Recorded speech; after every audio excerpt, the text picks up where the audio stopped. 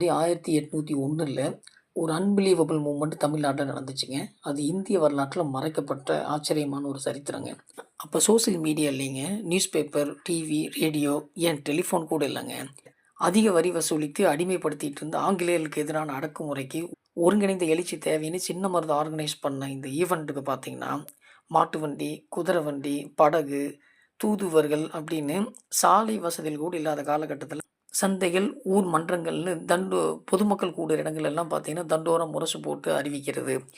கோயில் திருவிழாக்கள்ல வில்லுப்பாட்டு, தெருக்கூத்துன்னு சூசகமா தெரிவிக்கிறதுன்னு India's first mass political communication நடந்துச்சுங்க.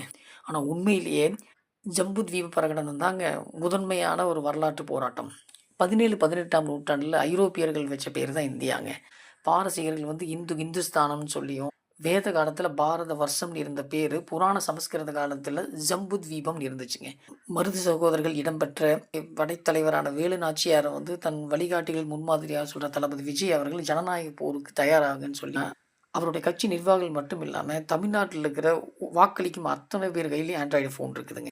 இவர்களை சந்திக்க பிரச்சாரத்திற்கு அதிநவீன தார் சாலைகளும் தொடர்பு கொள்ள அதிவேக இணையவழி சேவைகளும் இருக்கிற இந்த காலகட்டத்தில் அவருக்கான 2026ஆம் ஆண்டு சட்டமன்ற தேர்தலுடைய முடிவு எப்படி இருக்க போகுதுங்கிறது உங்களைப் போலவே நானும் தெரிஞ்சுக்க ரொம்ப ஆர்வமாக இருக்காங்க.